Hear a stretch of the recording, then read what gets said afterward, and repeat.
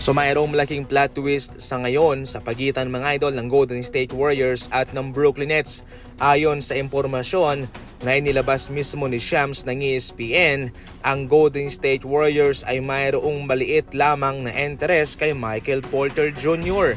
Samantalang nakasentro naman ang kanilang target kay Trey Murphy ng Pelicans. Malaki ang value sa ngayon itong si Michael Porter Jr. Mangangailangan po ng maraming asset na ipapadala itong Golden State Warriors. Samantalang nahihirapan din silang makipagnegosasyon kay Trey Murphy sapagkat nagdedemand din ng maraming kapalit ang Pelicans. Kanina lamang po ay nag-request na nga officially ng trade itong si Kuminga sa Golden State Warriors. Hindi pa man nagre-request ng trade itong si Kuminga at ang kanyang kampo ay napaka-obvious na doon rin po ang patutunguhan.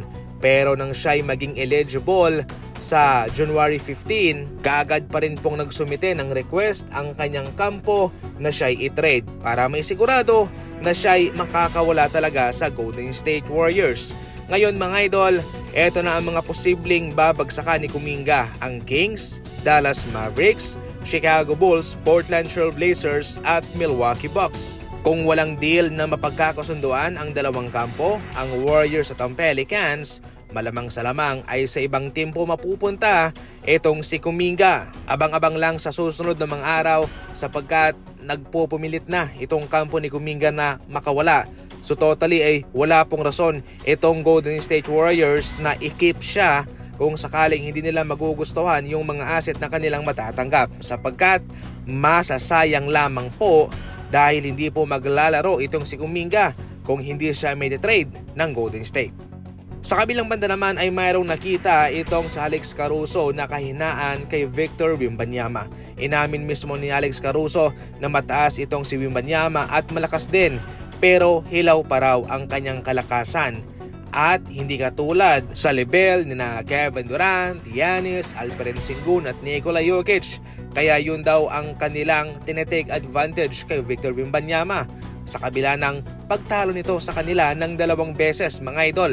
Somehow yun pa rin po mga idol ang kanilang tinatarget. Tama itong sa Alex Caruso at dapat na i-take advantage din po ito ng ibang mga kupunan sa liga sapagkat papunta na itong si Wembanyama sa pagiging alayanis. Magpapalaki yan yung kanyang mga muscle, syempre lalakas yan at siguradong mahihirapan na yung mga kalaban niya. Isa po itong exciting na kabanata para sa mga fans ng Spurs dahil syempre bata pa itong si Kuminga, matagal pa siyang maglalaro sa NBA. Bagong kabanata, bagong henerasyon, bagong pag-asa para sa mga fans ng San Antonio Spurs.